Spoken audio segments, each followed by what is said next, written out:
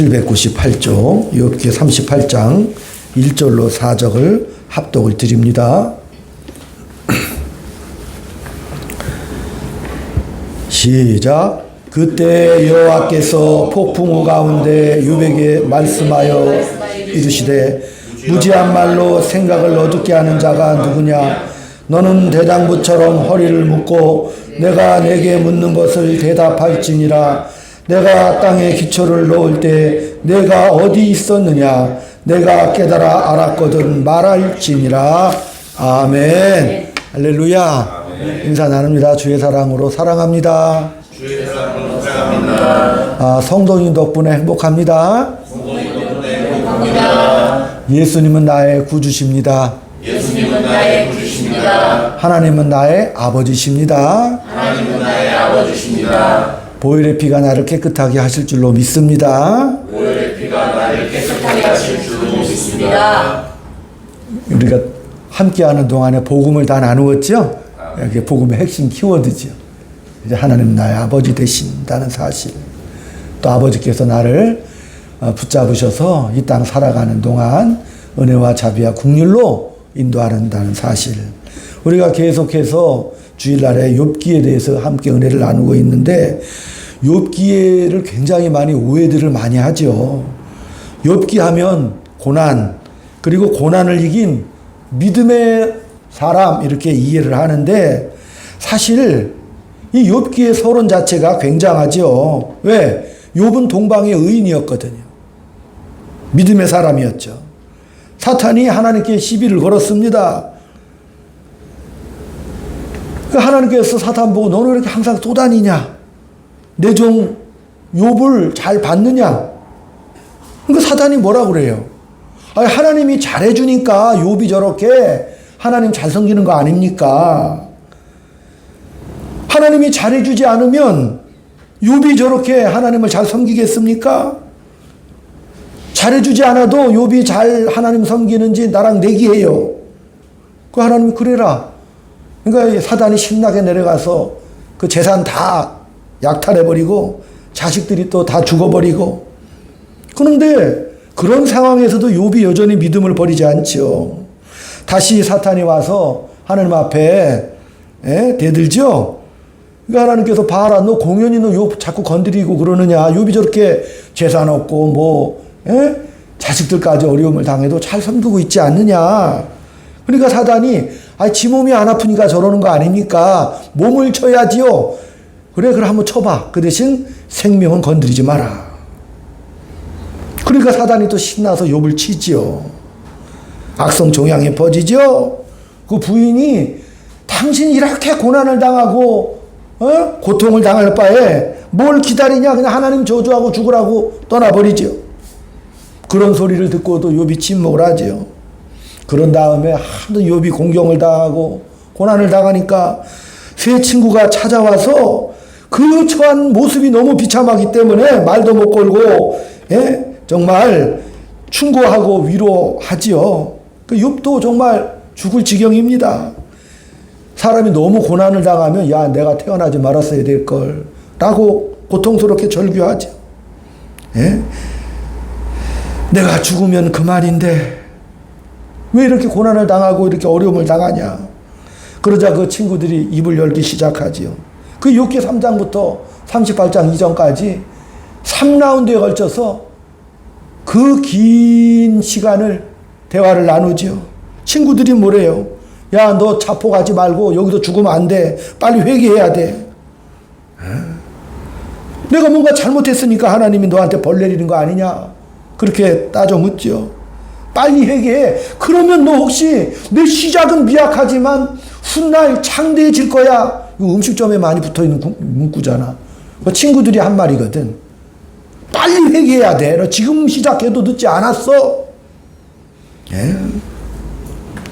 지금 너 이 꼴이지만 뭐만 하면 회개만 하면 다시 창대해질 거야. 기막힌 말이죠. 근데 욥은요 계속 그 말을 해요. 나는 잘못한 게 없어. 난 정말 잘못한 게 없어. 반복적으로 계속해서 세 친구들과 대화를 통해서 정말 이럴 리가 없다.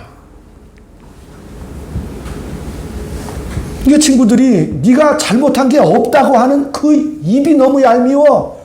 그게 너는 죄야. 이렇게 또 따져 묻지 않습니까? 욥은 일일이 대답하죠. 나 정말 그런 거 아니고 나 정말 잘못한 거 없다. 예? 그러니까 친구들이 그럼 하나님이 틀렸단 말이냐? 그러니까 욥이 그 말을 해요. 하나님은 틀리지 않았어. 분명히 틀리지 않았는데 이게 지금 뭔가 잘못된 것 같다. 예? 하나님이 잘못하실 리가 없는데 내가 이 땅에 살아가면서 이 무지막지한 고난을 당하는 것이 나도 궁금하다. 예? 이게 욥이 이 욥기에서 제일 크게 오해를 하는 장면이라니까요. 왜? 욥기 첫 출발이 욥은 의인으로 출발했죠. 실제로 없다니까요. 잘못한 게. 예. 시작이. 근데 욥이 잘못한 게 없는데 고난을 당해요. 친구들이 와서 얄밉게 빨리 고백해라. 네 죄를 내가 알렸다. 근데 욥이 말하고 싶은 건 뭐예요? 잘못하지 않아도 고난이 왔다는 거거든. 예, 그게 욥이죠. 그러니까 고난이 올 때 이거 어떻게 견뎌야 되지? 믿음이 좋아도 고난이 온다는 이 현실 앞에서 우리는 되게 그렇게 생각을 해요. 야, 여기서 잘 참고 인내해서 결국 욥이 복을 받았대. 그러면 그거 욥기를 이해 못하는 거라니까요. 오늘 하나님이 말씀하시는 의도와 내용과 전혀 다른 내용이 돼버리고 말아요. 욥이 그렇게 말하죠. 하나님은 하나님이신데 왜 나를 관역 삼아서 나를 이렇게 못 살게 굽니까? 하도 당하니까 하나님, 아니 지구상 이 우주에 얼마나 많은 사람들이 살합니까? 아니 내가 설령 하나님 앞에 좀 잘못했다고 칩시다. 근데 그걸 가지고 나를 왜 관역 삼아서 괴롭히십니까? 만왕의 왕이신 우주의 사령관이신 하나님께서 왜 나만 니들들 복수입니까? 우리 그런 말 많이 하잖아요. 예? 아니 침상길 동안도 눈 한 박 깜빡깜빡 할 동안도 왜 나를 가만두지 않습니까? 근데 하나님이 대꾸를 안 해요. 안 나타나 주시죠. 친구들이 아무리 몰아쳐도 욥이 또 항복도 안 해. 끝없이 설전을 합니다.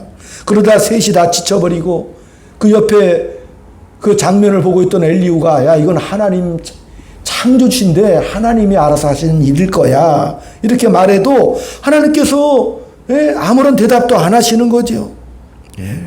그러다가 오늘 본문에서 드디어 하나님께서 폭풍 가운데 등장하셔서 욥에게 말씀하셔요. 야 욥아 쫄지 마. 대장부처럼 허리를 좀 곧게 하고 당당하게 한번 일어나 보라고 말씀하시는 거죠.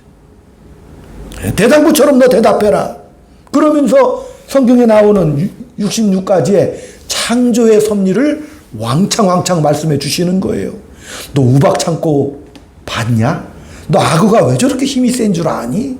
말이 왜 앞만 보고 달리는 줄 아느냐? 야 이상하지 않니? 바다에 물이 넘어오는데 왜 모래 위 고기를 못 놓고 계속 왔다 갔다 하지? 그런 창조의 섭리로 하나님께서 답변을 해 주시는 거예요. 원인과 결과의 법칙이 아니라는 것을 말씀하시는 거예요. 세 친구들이 욥에게 말했던 것은 인과응보죠. 신명기 28장에 그 법이 있잖아요. 행한 대로 갚으리라. 갈라디아 6장에도 내가 심는 대로 거두리라가 인과응보의 법칙이거든요. 근데 하나님은 지금 뭘 말씀하시는 거예요?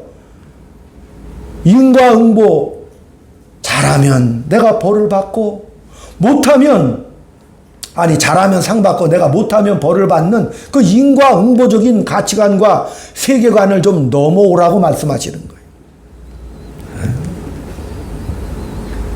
친구들이 너한테 잘못한 거 다 부르라고 회개하라고 말할 때 욥도 사실은 그 인과응보의 세계를 넘지를 못하고 있어요. 사실은. 잘하면 상 주고 못하면 벌 받는 거 그게 우리 법칙이잖아요. 거기를 욥도 그것으로 항변하니까 인간의 시야가 안목이 좁아가지고 그거 뵙기는 하나님을 못 보는 거죠. 우리도 그거 보고 나서 사람들 판단하고 정지하죠. 저놈 저거 못했으니까 저거 벌 받는 거지 저거. 잘했는데 저게 왜 저렇게 살아. 우리도 맨날 비난하고 잣대를 대고 판단하잖아요. 그러니까 욥이 친구들이 하도 자기한테 막 지적질을 해대니까 나중에 하나님 앞에 하나님 저 못 견디겠는데 다시 말하면 하나님 나랑 한판 좀 붙어봅시다. 아니 도대체 이게 뭐가 잘못된 겁니까? 아니 공의의 하나님이라면서요. 심는 대로 거둔다면서요. 뭐가 잘못된 겁니까 도대체? 제가 군대 갔을 때 하도 고참이 나를 괴롭혀가지고 나중에 병장님 한번 계기점 떼고 붙어봅시다. 너무 당하니까 억울하게. 예. 그러니까 쫄더라고. 무서워해. 예. 그러니까 욥이요, 하나님 도대체 왜 이렇게 나를 무슨 근거로 나를 이렇게 두렵게 합니까? 제가 하나님 믿잖아요. 잘 섬긴다니까요. 내가 아무리 어려워도 하나님은 하나님이시고 하나님 역할 하시는 거 내가 알아요. 예? 왜 나를 이렇게 두렵게 만드시고 왜 이렇게 괴롭히십니까? 내가 이렇게 묻는 말에 좀 대답 좀 해주십시오. 그러니까 하나님이 뭐라고 그래? 야, 너 무슨 근거로 나한테 그렇게 버르장머리 이렇게 따져 묻느냐? 에? 아니 그럼 내가 틀렸다는 거냐? 네 생각에 내가 틀렸다고 지금 말하는 거냐? 무슨 근거로 네가 그렇게 주장할 수 있느냐? 욥이요, 나는 왜 잘못한 게 없는데 고난을 겪어야 합니까? 계속해서 그 얘기예요. 지금 하나님께서 66가지의 창조의 섭리의 원리를 다 설명하시죠. 이게 창조가 무슨 얘기냐면은 원인이 없잖아요. 하나님이 창조하신 거니까. 그죠? 원인이 없죠. 그렇게 말하시는 거예요. 그리고 나서 하나님께서 욥에게 야, 이제 욥이 잘했다라고 이렇게 손을 들어주시고 나서 너 따져 물었던 세 친구를 위해서 기도하고 네가 예물을 드려라. 그리고 욥에게 복을 주셔요. 욥도 항복을 합니다. 하나님은 창조주시다. 하나님은 원인과 결과에 묶이지 않는다. 욥에게 하시는 말씀이 너 도덕법에 묶여서 살았지? 너 도덕적으로 완벽하려고 그랬잖아. 욥이 얼마나 하나님 앞에 예배 잘 드리는지 몰라요. 자식들이요, 혹시 알고 모르고 지은 죄 그거 혹시 잘못될까봐 그거까지도 제사를 드렸던 인물이거든. 그런데 너 그 도덕법 거기서 한번 너 벗어나서 한번 나와봐라고 이렇게 말씀하시는 거예요. 도덕법이란 뭐예요? 우리가 이제 신앙생활이라는 걸 하기 시작하면은 내가 이 도덕법을 잘 지키면, 이 율법을 잘 지키면 하나님이 상을 주신다라고 생각을 하지요. 다 그렇게 생각하잖아요. 그래서 하나님이 무진장 보상을 많이 해주실 거야. 내가 그런 간증 어렸을 때부터 듣고 자랐다니까. 뜬금없이 그냥 나와서 내가 옷을 빨았는데 갑자기 이상하게 막 폭발적으로 옷이 팔려가지고 막 엄청나게 떼부자가 됐다는 둥. 내 땅을 샀는데 그냥 부동산 투기꾼이거든. 땅을 샀는데 이상하게 잘 때가 맞아서 내가 엄청 돈을 벌었다라고. 내가 하나님 말씀 잘 지키고 예배 잘 드렸더니 내가 하나님이 나에게 보상해 주신다라고. 예. 그러다가 잘 일이 안 풀리면 뭐가 되는겨? 예? 일이 안 풀리면 회개하죠? 두 가지잖아요. 우리 신앙생활의 패턴이. 도덕법, 이 율법의 약점이 뭐죠? 창조를 할 수가 없는 거예요. 도덕법은요, 잘못을 하지 말라는 거거든. 잘할 수가 없어요. 이스라엘 백성들이 율법을 지킨다고 그랬지만은 율법이라는 게 뭐죠? 하나님 사랑, 이웃 사랑이죠, 율법 자체가. 근데 법만 지키는 거야. 사랑을 빼버리거든. 그러니까 하나님 앞에 맨날 얻어 터지고 나중에 바벨론에 포로로 잡혀가가지고 산산이 흩어져 버리시잖아요.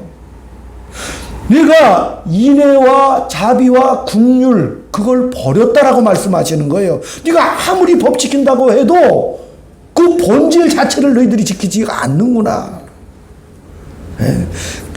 기독교 신앙이 회개로 일관되는 이유가 잘못한 거를 지우기 바빠서 그러죠. 그러니까 이 하나님이 말씀하시는 것은 더 좀 성장해라. 그리스도의 장성한 분량에 이르기까지 성장을 하고 지금 말씀하시는 거예요. 더 잘하려면 뭘 해야 돼? 자꾸 시도를 해야 되잖아요. 한번 웃어보세요. 할렐루야. 자꾸 연습해야 된다니까. 그거 인상 좀 쓰지 말고 시도를 해야 된다니까. 용서하는 것도 훈련해야 돼요. 자꾸 용서를 해야지 더 큰 용서가 생기잖아요. 그래서 수준이 돼야죠. 수준이 되면 시도할 필요 없잖아요. 인격이 형성이 되니까, 정답이 되니까. 아직 안 되니까 자꾸 연습을 하라고 말씀하시는 거예요. 연습을 해야죠. 그러니까 연습을 한다는 것은 10중 8구는 실패할 확률이 높아요. 왜? 연습이니까. 그래서 우리 그리스도인들이 장성한 분량에 자라도록 연습을 할 때를 보고 야, 너 죄 지었다 이런 말 하면 안 돼요. 그 사람 지금 연습 중이잖아요. 손흥민이 그 손흥민 존에서 훈련하고 하루에도 1,000번 골대를 해서 공을 차잖아요. 그죠? 그거 연습이죠. 근데 실제로 경기에 나가면 한 골 넣기 바쁘죠? 한 골 넣는 거 그거 굉장한 거예요. 아무리 수천 번 연습을 해도 실전에 나가면 한 골 넣기도 바빠요. 왜? 수비수가 있잖아요. 연습할 때 수비수가 없죠? 근데 수비수들이 버티고 있는 거예요. 하나님이 우리에게 강력한 수비를 붙여주시는 이유가 뭐죠? 수비를 넘어보라는 거죠? 우리 앞에 원수들이 줄라랩에 서 있죠? 원수를 한번 넘어보라는 거죠? 사랑하고 용서 한번 해보라고 주시는 거죠? 넘어보라고 하는 거예요. 그래야 강한 수비가 있어야 경기가 예술이 되는 거죠? 멋있잖아요. 혼자 차고 혼자 연습하는 건 그거는 연습이고 장난치는 거지 실제로 예술이 되지 않지 않습니까? 성경에서 말하는 것은 실력을 갖추라는 거예요. 수준을 높이라는 거예요. 아니 수비만 붙여놓으면 저놈 때문에 제가 인생이 막히는 것 같아요. 예? 제가 자꾸 내 앞길을 막아서 그래 자꾸 핑계만 돼. 그럼 변명밖에 안 되는 거죠. 제가 족구를 하는데 제가 세터예요. 공을 올려주는 사람 있죠. 근데 공격수가 뻥뻥 차는데 우리 공격수가 낮은 볼을 좋아해. 근데 꼭 네트에 꼭 걸려. 잘 걸려. 볼은 강한데 네트에 걸려. 그래서 우리 공격수가 하는 소원이 뭐요? 목사님 네트 좀 걷어치고 합시다. 그래. 네트 없으면 게임이 안 되죠? 네트를 넘어서 그 족구 라인이 있잖아요. 선 넘어가면 죽어버리는 거잖아요. 아니 선 없고 네트 없으면 무슨 그게 운동 경기야? 제일 재미없는 게 그거잖아요. 예? 기독교의 가장 중요한 것은 그 훈련 과정이라니까요. 아직 완성이 안 되었어요. 그 완성이 안 된 모습을 보고 자꾸 너 죄 지었다라고. 그럼 그 사람은 뭐만해? 회개밖에 할 게 없잖아요. 날마다 지우기를 바빠. 자꾸 죄를 지었다 그래요. 여러분 우리는 죄를 지은 것이 아니라 이미 저와 여러분은 죄와 사망에서 구속함을 얻었죠. 죄하고 상관없잖아요. 매일매일 짓는 것은 훈련 연습 과정일 뿐이라니까요. 좀 미숙하잖아요. 어린애가 이거 똥오 좀 싸면은 그거 죄 졌다고 그러는 사람 없죠? 밥 먹다 흘리면 그거 보고 죄라고 할 수는 없잖아요. 똑같은 얘기잖아요. 자라고 성장하는 과정에서 그런 것은 당연한 과정으로 알고 바로 마찬가지예요. 저와 여러분을 죄와 사망에서 구속해 주신 그 하나님의 사랑. 그러면서 이 땅에서 우리가 인생을 우리에게 허락해 주신 거잖아요. 그리스도의 장성한 분량에 이르려면 뭐가 필요한 거예요? 시간이 필요하죠? 아멘. 많은 시간이 훈련이 필요한 시간들이라니까요. 죄와 사망의 저주가 저와 여러분에게는 없습니다. 이미 하나님의 자녀로 부름받은 하나님의 자녀들에게는 죄와 사망의 저주가 적용되지가 않아요. 오직 하나님과 예수 그리스도의 그 피로 말미암아 하나님과 우리는 가족이 되었죠. 아멘. 하나님을 아버지라고 부르죠. 못 부르는 사람 있나 보네. 한번 해볼까? 하나님 아버지. 하나님 아버지. 다 하시는 거 보면 다들 하나님의 자녀인 건 맞아. 지나가는 사람 보고 아버지 그러면 못해요. 못해. 아무나 못하죠. 그러니까 여러분 예수 처음 믿으면 무조건 아버지 하죠. 지금도 아버지 그러시잖아요. 그거는 하나님을 아버지로 모시고 피가 땡겨서 그래. 예수님의 그 은혜로 말미암아 하나님의 자녀가 되는 놀라운 축복을 하나님께서 성령께서 주셔서 그러는 것이죠. 그러니까 아무리 못났어도 아무리 왼수라도 하나님이 자식을 버리진 않잖아요. 집 나간 탕자가 재산 다 챙겨가지고 나가도 아버지 그거 다 허락하시는 거 알죠? 천하의 못된 놈이요. 아니 죽기 전에 유산 달라는 거 그거 때려 죽여도 돼 율법은. 그러나 아버지가 허락하죠. 그리고 오랜 시간 허락망탕하고 들어오는 것까지도 아셔. 아버지는 저거 분명히 저거 사고치고 올 거야. 그래도 기다리시죠. 받아주시죠. 받아줄 뿐만 아니라 금관악재 먼저 끼워주죠. 자식으로 대우해 주는 거잖아요. 하나님은 그런 분이시잖아요. 아무리 못나서도 버리지 않으셔요. 네. 왜? 우리 보고 하나님의 자녀로 예술적인 품성과 인격을 이 땅에서 소유하라고 기회를 주시는 거예요. 네. 야, 게임하고 뭐 경기하고 승부하는 정도가 아니라 너는 차원이 다른 존재야. 하나님의 형상대로 지음받은 위대한 존재지요. 시편 7편에서도 존귀와 영화로 관을 씌운 존재가 저와 여러분이라니까요. 그러니까 뭐 어떤 수준, 일정한 수준에서 더 뛰어넘기를 바라시는 거예요. 하나님이 우리를 만드시려는 것은 존귀한 존재로 만드시기를 원하는 거예요. 영광에서 영광으로 도약하는 복된 존재로 만들기를 원하시는 거예요. 그렇기 때문에 운동이나 공부나 뭐 기술이든지 정말 맨 끝에 요구되는 것은 그 사람의 정신력이 문제입니다. 정신력이라는 게 눈에 안 보이는 무형이죠. 무형이지만 그 정신력이 있어야 손발이 움직이죠. 정신력이 있어야 움직인다니까요. 머리만 좋고 아무것도 할 수 없으면 꽝이에요. 꽝. 그러니까 우리가 그리스도인으로서 제일 잘 작동되는 것은 말입니다. 언어지요, 언어. 사람을 만나면 뭐 해야 되는 거예요? 따라합시다. 안녕하세요. 반갑습니다. 그 말 안 하면 무례한 사람이 되는 거예요. 무지한 사람이 돼요. 그러니까 우리가 인생을 살면서 상대방이 얼마나 필요한 사람인지 이제야 깨닫죠? 그렇잖아요. 얼마나 상대가 소중한지를 제 나이 돼 보니까 저랑 저보다 몇 살 더 많으신 분이 계신 것 같기도 하고. 어쨌든 이 나이 돼 보니까 상대가 얼마나 소중한지 알게 되는 거예요. 내 원수가 줄이거든 먹이고 입혀라. 상상이 안 가죠. 아니 우리가 정말 거기까지 할 수 있어요 없어요? 아니 원수가 줄이거든 먹여? 이거 우리가 어떻게 할 수 있냐고. 그죠? 제가 늘 말씀드리지만 그 유다 배너의 상대형 메살라가 악역을 끝내주게 하잖아요. 근데 촬영하다가 메살라가 야 내가 배고파서 도저히 내가 이거 악당 역할하는 것도 참 더러운데 나 도저히 내가 이거 못 해먹겠다고 실제 촬영장에서 그랬대요. 하다가 그러니까 배너가 아니 얘가 그만두면 자기가 주인공이 안 살아나죠? 아니 악당이 실감나게 해야 선한 사람이 돋보이잖아. 그러니까 그러면 안 되지. 나가서 밥 사 먹이고 달래가지고 다시 촬영했대요. 걔가 있어야 살지요. 모세가 제일 고마워할 사람이 누구요? 바로지요. 바로잖아요. 바로가 백성들 안 놔줘. 10번이나 안 놔줘.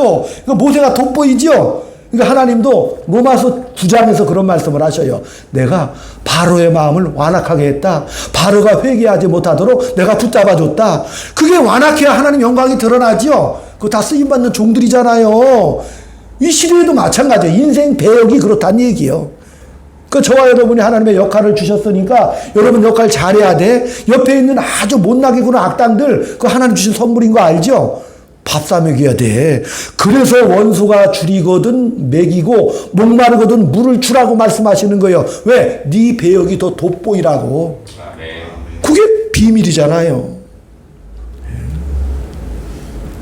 하나님이 욥에게 고난을 주어서 도덕법으로 보상을 받고 잘잘못 따지고 평생 이분법적이고 잘하면 상 받아 못하면 벌 받아. 이게 이분법이거든. 평생 이 이분법에서 헤어나지를 못해. 그러니까 하나님이 고난이 오면 다 주저앉죠. 고난이 오면 뭘 하는 거예요? 우리 기독교인들이 내가 뭘 잘못했는 게 비요. 자폭해버리죠. 주저앉아버려요. 일어서지를 못해. 나가지를 못해. 안 풀리니까. 저도 이렇게 목회를 35년 했어요. 그래서 이렇게 훌륭한 교회에 귀한 성도님들 모시고 있는 거 영광으로 압니다.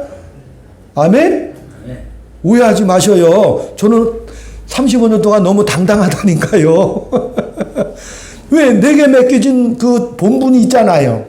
아멘, 권사님? 나 우리 권사님이 제일 위대하셔. 우리 두 분 권사님들이, 우리 여기 집사님의 우리 성도님들이. 대단하죠. 이 작은 교회에서 이 목사님을 이렇게 섬기고 바라본다는 거. 제가 설교를 잘 못하는데도 아멘 아멘 하시고 아멘. 놀라운 일이잖아요. 상황과 조건과 환경을 안 보죠. 놀라운 일이거든요. 각자 주어진 사명과 배역과 역할이라는 것이 빛나는 거잖아요. 원수를 사랑하라. 보복하지 마라. 내가 원수 갚을 필요 없어. 내가 갚아줄게. 내가 적당할 때 대본에서 제 빼줄 테니까 너는 그냥 열심히 네 역할을 잘해. 우리를 써주시는 하나님이 얼마나 감사합니까? 역할을 잘하라. 그게 욥이라니까요. 율법의 십계명 또 그런 율법들은요 무대예요. 무대를 탄탄하게 꾸미잖아요. 뭐 널판지 갖다가 단을 만들고 뒤에다가 세트를 만들어요. 그래도 우리가 공연을 봤다 그러면 세트를 보고 온 게 아니죠. 널판지 보고 온 게 아니잖아요. 그건 율법의 토대라니까요. 무대라니까요. 공연을 봤다는 건 배우가 뭘 하는 거를 보고 온 거잖아요. 아멘? 그게 바로 은혜라니까요. 율법의 토대 위에서 은혜가 춤을 춰요. 저게 사랑하네? 원수도 사랑하네? 바라보고 용서하네? 오래 참네? 이게 공연의 내용이라니까요. 그 내용을 보고 오라고 욥기를 주신 거라니까요.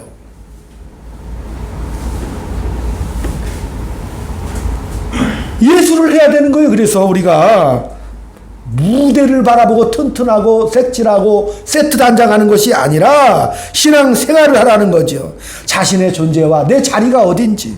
내가 만나는 이 모든 얽힌 사연들이 많아요. 인생에 만나다 보면은 그런 사람들에게 좀 멋있게 굴다가 가는 거라니까요. 멋있게 굴다가 내가 다 해결해 줄 게가 아니라 어쩔 수 없어요. 인생 살아보면. 그런데 그 어쩔 수 없는 인생 속에서 내가 그걸 어떻게 감수하는지, 어떻게 위로하며 내가 인내하며 살아가는지. 세상 사람들은 자폭하고 주저앉지만 우리 그리스도인들은 어떻게 그 환경에서도 일어나는지를 다르다는 것을 보여줘야 하는 것이죠. 왜? 하나님이 우리는 누구신지를 너무나 잘 아니까. 하나님이 누구신지를 안다는 것이 얼마나 중요하냐면 요한복음 7장에 대제사장의 기도가 있어요. 우리 예수님께서 하나님 앞에 기도를 드립니다. 마지막 기도예요. 십자가 지시기 전에. 위대한 신의 기도지요. 거기서 그런 말씀 하시잖아요. 아버지가 나를 보내신 것 같이 나도 내 자녀들을 보냅니다. 그래서 아버지와 나와 하나가 된 것 같이 저들도 하나가 돼요. 아버지의 성부와 성자와 성령의 그 교제 속으로 함께 들어가기를 원합니다. 그게 저와 여러분의 존재라니까요. 성부, 성자, 성령의 그 영광의 그 나라로 우리를 데려가시려고 이 땅에 우리를 보내셨다는 그 놀라운 사실. 그렇기 때문에 예수를 아는 것이 영생이라고 그랬는데 영생이란 오래도록 영원토록 사는 게 영생이 아니요. 지옥 가도 오래 살아요. 그 사람들도 오래 살아. 똑같이. 어떻게 영생이 뭐예요? 풍성하게 살아라. 이 땅에서. 명예롭게 살아라. 아멘? 그게 영생이라니까. 그렇게 멋있게 살다가 왕같은 제사장으로 영광의 존재들로 영원토록 주님과 오손도손 살자는 것이 하나님의 계획입니다. 예? 그래서 그게 구원이라니까요. 예수 안 믿으면 너 지옥 가요. 너 지옥 가. 저거 예수 안 믿다가 지옥 갈 거야. 그런 말 하면 안 돼요. 그죠? 이분법적으로 구별하면 안 된다니까요. 하나님의 부름을 받았으면, 천국의 부름을 받았으면 달라야죠. 예수 믿었으면 존재론이 달라야 되는 거예요. 처세와 내용이 달라요.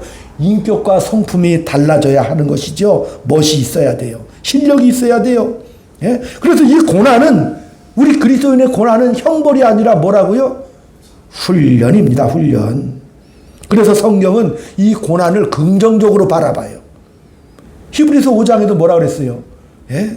그가 아들이실지라도 뭐라 그랬어요?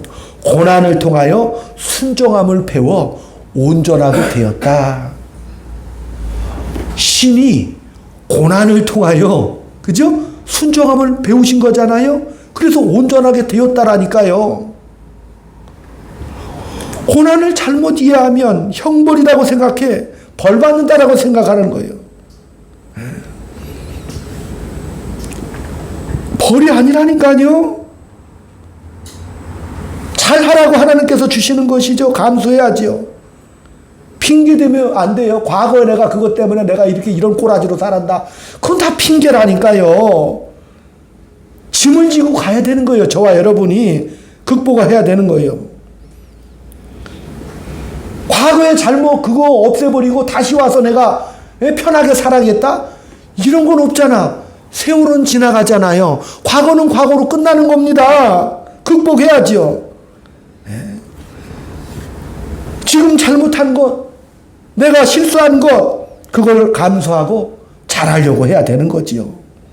과거로 돌아가서 해결하려고 하면 해결이 안 되는 거예요. 목욕탕에 물이 넘쳐 흘러요. 그러면 집에 뛰어들어가서 뭘부터 해야 되는 거예요? 뭐부터 해요? 수도꼭지부터 잠궈야죠? 바닥물 닦진 않잖아요. 일단 꼭지부터 잠그고 봐야 뭔 일이 시작되는 거 아닙니까? 이미 흘러넘친 물이지요. 꼭지 잠근 다음에 그 다음에는 내가 이제 치워야 되는 겁니다. 그렇죠? 예. 회개하면 끝입니까? 우리 그리스도인들이 가장 큰 오해를 하는 게 하나 있어요. 잘못하면 내가 회개해. 회개하면 그 책임은 누가? 하나님 보고 지라는 거죠? 많이 그러잖아요. 하나님 앞에 눈물로 막 회개해. 진하게 하는 사람은 맨날 며칠을 눈물로 회개해. 그 다음에 이제는 개운하죠? 그 다음에 이제 하나님이 알아서 해주셔야 돼. 하나님 알아서 안 해주셔요. 회개하면 더 잘하라고 회개하는 거죠? 아멘. 잘하라고 회개하는 거 아니에요. 책임을 돌리는 게 아니라니까요. 잘해야 되는 거예요.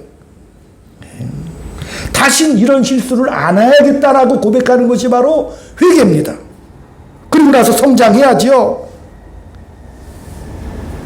초등학교 끝나면은 끝 아니에요. 나 산수 잘했는데 중학교 가니까 방정식이라는 게 등장하더만 골치 아파져. 고등학교 가니까 미적분이 나오죠. 골치 아파져. 하나님은 자꾸 이렇게 단계를 올려주시죠. 거기서 끝이 아니라니까요. 욥은요 하나님께서 어떻게 해요? 넘어오라고 말씀하시는 거예요. 율법과 도덕법의 너희 수준에서 한번 넘어와. 욥을 만드시는 거죠. 왜? 아까 요한복음 10장에 말한 하나님의 성부, 성자, 성령의 위대한 교제권으로 욥을 끌어들이기 위한, 하나님의 자녀로 성장시키기 위한 하나님의 훈련 프로젝트에 욥이 들어간 것뿐이죠. 초등학교 때 내가 100점 맞았어. 그러니까 나 졸업 안 할래요. 나 초등학교 때 100점으로 만족할래요. 그럼 바보라 그러는 거지. 하나님이 왜 우리를 자꾸 끌어당기시는 거죠? 따라합시다. 크라고. 성장하라고. 성장하라고 끌어들인 거예요. 욥이요. 우리 같은 성질이면 욥이 새 친구들을 패버렸을 거 아니에요. 얄미워서. 근데 어떻게 했어요? 욥이 기도했다니까. 그 친구들 앞에 붙잡고. 자기가 고난받을 때 제일 얄밉게 굴면 너무 밉잖아. 근데 실제로 그 세 친구들을 위해서 중보기도 했어요. 재물도 드렸잖아요. 욥이 그릇이 커진 거죠? 그만큼 커지는 거라니까요. 하나님이 이런 일들을 하신다는 것을 아는 거예요. 욥이 지금. 못난 자, 반대하는 사람들을 끌어안아. 다양해지는 것이죠. 욥이요 그 전생애를 걸쳐서 길을 가는데 그 결론으로 욥이 성장을 합니다. 축구 우리가 경기할 때 정말 애가 타죠? 우리하고 브라질하고 붙으면 우리 선수를 보고 목 놓아 응원하잖아요. 잘하라고. 선수들도 잘하고 싶어. 근데 발이 잘 안 되잖아요. 여러분 아무리 응원하고 축구에 대한 해박한 지식이 있어도 제가 축구 경기 족구는 좀 하는데 축구 경기 나가면 어떻게 공도 잘 못 다루겠어요. 얼마나 힘든 거 알죠? 축구 한번 해봐요. 막상 뛰어보라고. 얼마나 힘들어. 선수들도 정말 잘하고 싶은데 안 되잖아요. 세계 톱클래스 무대에 나가서 우리가 뭐 공은 잘 찬다 그러지만 브라질 만나면 벅찬 거 알죠? 안 된다니까. 수준 차이가 많이 나가지고요. 얼마나 힘들어요. 그 인생을 우리 보고 살으라고 말씀하시는 거예요. 너 선수로 뛰어봐. 겪으면서 지금 네가 그 선수로 뛰면서 겪으면서 그 바울도 그런 고백을 해요. 내가 달려갈 길을 다 달리고 위에서 주시는 생명의 면류관을 바라보기까지 내가 다름박질하며 운동경기 법률을 지키는 것처럼 내가 끝까지 달려가기를 원한다. 그렇기 때문에 오늘이라 불리는 날, 이 지금 어떻게 해요? 잘 사시기를 바랍니다. 수준만큼 그것은 훈련이기 때문에 두려워할 필요가 없습니다. 예? 그러니까 욥이 나중에 그 하나님을 깨달은 거예요. 그래서 뭘 생각하는 거죠? 하나님, 내가 이제 귀로 듣기만 했는데 눈으로 보는 것 같아요 라고 위대한 고백을 하잖아요. 장님이 코끼리 만졌어. 이게 어떤 사람이, 야, 코끼리는 바나나같이 길쭉 하네. 야, 코끼리는 다리가 무쇠 기둥 같아. 콘크리트 기둥 같아. 근데 코끼리를 아는 사람은 그 얘기 들으면 웃긴다는 거 알죠? 알아야 하는 거예요. 하나님을 알면 인생이 쉬워지죠? 하나님을 알게 되면, 아, 그렇구나. 내가 지금 하나님의 인생 프로젝트, 더 커지는 성장 프로젝트에 하나님이 날 사랑하고 지켜주시고 붙잡아 주시는 놀라운 요 과정에 있는 거구나를 알게 되면 시야가 넓어지죠? 안목이 넓어지는 거죠. 네, 나를 왜 부르셨는지, 내 인생에서 뭘 하시려고 하는지를 알게 되는 거예요. 그래서 내 인생 속에서 내가 하나님의 은혜를 알고 만들어 가는 거예요. 도덕과 규칙에 묶이지 말고 더 올라오라고 하는 거예요. 나는 창조의 하나님이다. 우리는요, 아, 내가 하나님 율법을 잘 지키고 요 수준에서, 아, 내가 나쁜 짓 안 하고 그저 사고 안 치고 요렇게 내가 살다가, 아니라니까요. 하나님은 더 나오길 원해요. 마태복음 5장과 7장에서도 천국 백성들의 복 있는 사람들의 행동 양식이 나오죠. 심령이 가난한 자 복이 있다고 그랬잖아요. 그게 천국의 수준이라니까요. 애통하는 자가 복이 있다고 그러라니까요. 그 법으로 자유로운 하나님의 자녀들로 성장하기를 원하시는 거라니까요. 아멘. 너는 하나님의 자녀로서 배려할 줄 알고 복된 수준과 인간성을 갖춘 위대한 인물들이 되라. 우리가 지는 이 인생의 짐은 내려놓을 수가 없습니다. 어떤 고통 속에도 하나님의 은혜와 긍휼과 자비가 있다는 사실을 알고 한 주간 동안에도 놀라운 안목을 가지시고 이 인생을 바라보는 역사 있기를 축원드립니다. 기도합니다. 아버지 하나님, 하나님을 아버지라 부를 수 있도록 은혜 주시고 인생을 살아보라고 기회를 주신 것 감사합니다.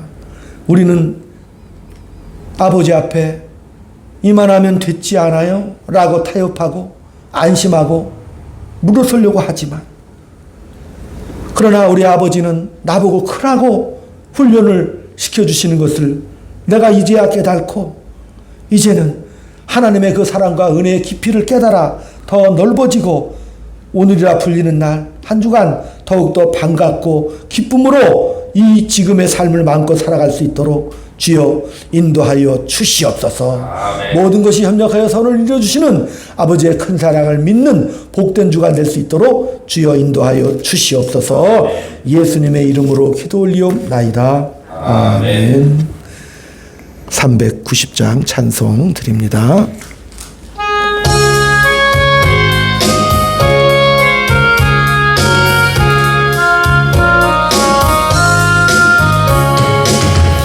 예수가 거느리시니 즐겁고 평안하구나. 주야의 자고 깨는 것 예수가 거느리시네. 주 날 항상 돌보시고 날 친히 거느리시네. 주 날 항상 돌보시고 날 친히 거느리시네. 때때로 괴로 당하면 때때로 기쁨 누리네. 풍파 중에 지키시고 평안히 인도하시네. 주 날 항상 돌보시고 날 친히 거느리시네. 주 날 항상 돌보시고 날 친히 거느리시네. 내 주의 손을 붙잡고 전국에 올라가겠네. 괴로우나 즐거우나 예수가 거느리시네. 주 날 항상 돌보시고 날 친히 거느리시네. 주 날 항상 돌보시고 날 친히 거느리시네. 이 세상 이별할 때에 마귀의 권세이기네. 전국에 가는 그 길도 예수가 거느리시네. 주 날 항상 돌보시고 날 친히 거느리시네. 주 날 항상 돌보시고 날 친히 거느리시네. 아멘. 아버지 하나님, 주님 앞에 귀한 예물 드린 손길들 기억해 주시옵소서. 인생 살면서 하나님의 자비와 긍휼과 은혜를 덧입고 수준과 실력이 더욱더 향상되어 닥치는 모든 순간순간 은혜와 믿음으로 승리하며 나갈 수 있는 원동력이 되게 주님 붙잡아 주시옵소서. 모든 제목과 사연들을 아시험에 주께서 붙잡아 주시고 역사해 주심을 믿습니다. 지금은 우리 구주 예수 그리스도의 은혜와 하나님 아버지의 극진하신 사랑하심과 성령님의 감화감동 교통독사유로 충만하심이 오늘 주님 앞에서 은혜의 프로젝트 속에 성장 성숙하기를 소망하는 사랑하는 주의 자녀들 머리 위에 저들에 속한 가정과 직장과 이 교회 위에 지금부터 영원토록 함께 있을지어다. 아멘. 아멘.